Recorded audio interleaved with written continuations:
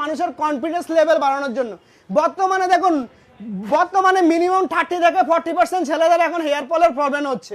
সেটা এখন এটার যখনই প্রবলেম হবে তখনই হেয়ার প্যাচ অবশ্যই লাগাতে হবে।